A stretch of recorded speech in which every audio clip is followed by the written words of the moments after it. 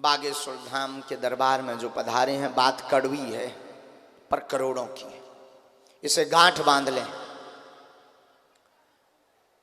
आप दरबार में आए अर्जी प्राप्त, कृपा प्राप्त करने, अर्जी लगाना है। यहाँ विद्वान भी बैठे हैं, शायद किसी को बुरा लगे, खबर नहीं हमें। अगर बुरा भी लगे तो दास पहले से ही माफी मांगता है। भगवान, हम तुम सबसे निवेदन करना चाहेंगे, तुम सब हमारी आत्मा हो।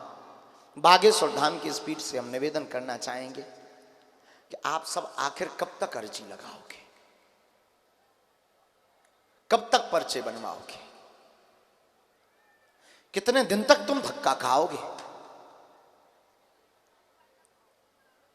कितने दिन तक तुम धूप में बैठोगे, बैठने को जगह नहीं मिलेगी तो कितने दिन तक तुम लाइन में लगोगे। कितने दरबार नहीं तुमने बदले, कभी ये दरबार, कभी वो दरबार, कभी मुगदर वाला दरबार, तो कभी छड़ी वाला दरबार, तो कभी भभूति वाला दरबार, तो कभी पर्चा वाला दरबार, तो कभी चर्चा वाला दरबार। आखिर तुम कितने दरबारों में जाओगे?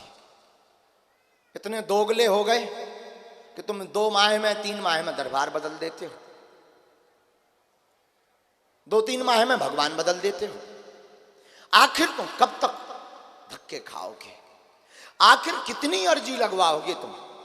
तुम्हारी पेट की पीड़ा ठीक नहीं होगी, सिर की शुरू हो जाएगी, सिर की ठीक नहीं होगी, घर की शुरू हो जाएगी। आखिर तुम कब तक ये हैरानी भोगोगे? क्या कभी आपने सोचा कि केवल पर्चा बनवा लिया तो अब पूरे जीवन की समस्या विराम हो गई? नहीं, ये बात कड़वी जरूर है। शायद किसी गुरु को इस बात से मिर्चा लगे। मैं निवेदन करना चाहूंगा, तुम माध्यम में पढ़ना बंद कर दो, तुम दरबारों में भटकना बंद कर दो। तुम केवल एक काम करो, उठो और उठ करके बालाजी के एक दिन शरण में जाना, और बालाजी की शरण में जाकर के उनकी तरफ देखकर आंखों में डबडबाई हुई आंसुओं से अपने अतीत को याद करके, अपने दुख को याद करके, अपनी पीड़ा को याद करके कह देना, आज से तुम हमारे और हम तुम्हारे। हाँ, एक बात याद रखना, जन्म भर के लिए ये बात गांठ बांध लेना, फिर इसके बाद तुम किसी के मत होना, फिर तुम्हें दरबारों में नहीं भटकना पड़ेगा। तुम जहां रहोगे वहां तुम्हें दरबार होगा। तुम जहां जाओगे वहां दरबार होगा। तुम्हारे घर के बगल का मंदिर भी बागेश्वर धाम से ज्यादा पावरफुल होगा। तुम्हारे घर के राम भी, जो घर पर तुम हनुमान जी बैठाए हो, वो भी इस दरबार से ज्यादा चमत्कारी होंगे। आखिर तुम कब तक धक्के खाओगे? कभी पुलिस के धक्के खाते, कभी तुम कार्यकर्ताओं की गालियां खाते, कभी तुम्हें भूखा रहना पड़ता, कभी तुम खर्च करके 10,000 खर्च करके उस दरबार जाते, वो दरबार जाते। कितने गुरु नहीं तुमने बदल दिए, जितने कपड़े नहीं बदले उतने तुमने गुरु बदल दिए। तुम्हारा जमीर कब जागेगा? कब तुम सोए हुए जागोगे? ऐसे हम भी कभी किसी दरबार में आए थे, वो दरबार का नाम था बागेश्वर। हम भी तुम्हारी भांति यहां जोड़ करके गए थे, हम भी तुम्हारी भांति अर्जी लगाने गए थे, और हम जिस जगह पर बैठे, इस जगह पर भी हमारे सामने कोई बैठा था। वो कोई और नहीं, हमारा गुरु, सदगुरु, हमारा दादा गुरु बैठा था। हम भी तुम्हारी भांति इस दरबार में अर्जी कर्ता के रूप में गए थे। हम निज अनुभव बता रहे हैं, हम भी तुम्हारी भांति कुछ मांगने गए थे। अंतर इतना है कि तुम आए हो, तुम्हारी समस्या क्या है? कुछ नहीं। तुम्हारी 2 ही पीड़ा होगी, 4 पीड़ाएं होगी। लड़की की नौकरी लग जाए, बेटी की शादी हो जाए, रोग खत्म हो जाए, घर में बीमारियां ना रहे, कलेश शांत हो जाए, पति बात मानने लगे, पत्नी सुधर जाए, मकान बन जाए, धन की दिक्कत दूर हो जाए, यश कीर्ति बढ़ जाए। इससे ज्यादा तुम मांगते भी तो नहीं हो। कभी मौका मिले बुझदिलो, कभी मौका मिले तो तुम एक काम करना, कभी बागेश्वर धाम जाना और वहां धीरेन्द्र कृष्ण से नहीं मिलना, वहां तुम धीरेन्द्र कृष्ण नामक व्यक्ति से नहीं मिलना, सीधा मंदिर चढ़ जाना, हाथ में नारियल लेना और उस लाल लाल बजरंगबली को देखना और कह देना, बस खत्म, आज से तू हमारा और हम तुम्हारे।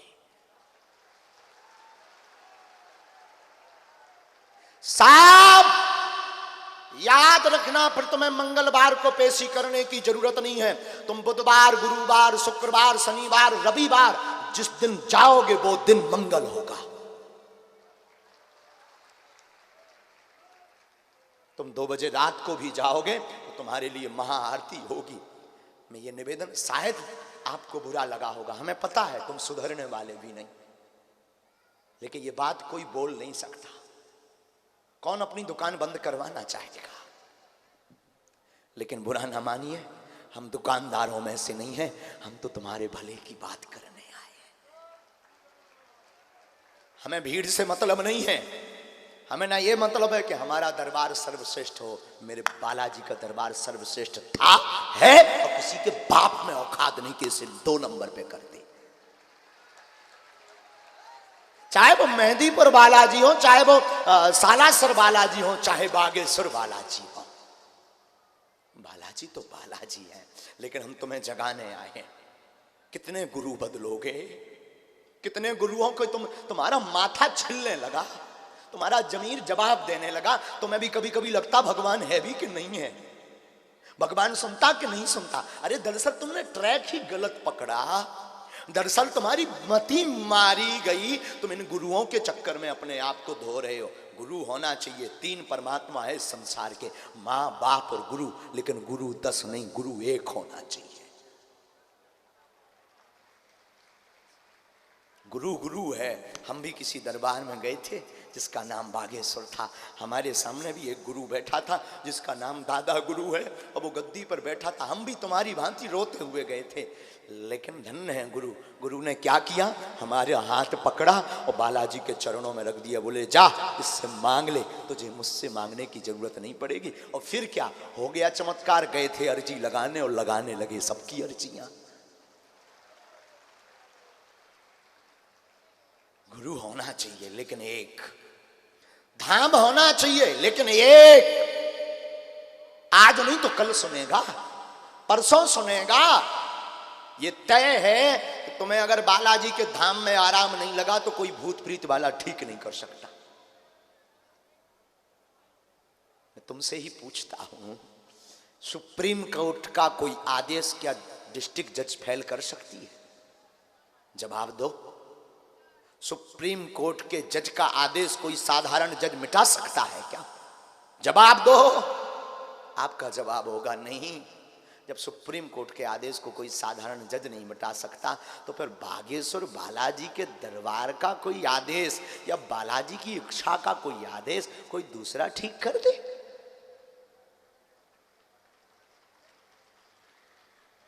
इसलिए हमें पता तुम बुजदिल हो, हमें पता है तुम दोगले भी हो। 4 दिन बाद फिर नया गुरु बदल लोगे। आजकल गुरुओं की भी भरमार। हम गुरुओं के विरोधी नहीं हैं, गुरुओं के पक्षधर हैं, लेकिन हम तुम्हारे विरोधी हैं क्योंकि हम तुम्हें अपने से नहीं जोड़ना चाहते, हम तुम्हें बालाजी से जोड़ना चाहते हैं। जितने पागल तुम हीरो हीरोइन के लिए रहते हो, उससे आधा भी पागल अगर तुम माता पिता और गुरु के लिए होने लगोगे, उसी दिन दरबार में अर्जी लगने लगेगी। बोलिए गुरुदेव भगवान की। जगो, आज ही प्रण लेकर के जाना इस दरबार से कि बस अब ये आखिरी है, बस अब ये लास्ट है, बस अब ये अंतिम है। इसके अलावा अब हम किसी को नहीं पकड़ेंगे। जरूरी नहीं तुम बागेश्वर धाम से जुड़ो। जो दरबार तुम्हें भारत का, जो धाम तुम्हें भारत का, जो भगवान तुम्हें भारत का ठीक लगे, बस सनातन के अलावा किसी को नहीं। सनातनीय भारतीय गुरु या परमात्मा, इनके चरण पकड़ लेना, कल्याण हो जाएगा, भला हो जाएगा। वरना तुम कितने दिन तक इंतजार करोगे पर्चे का? कितने पर्चे बनवाओगे? भभूति खा खा करके भी तुम्हारे पेट में गांठ पड़ने लगी होगी। कितनी भभूति खाओगे? कितने पर्चे बनवाओगे?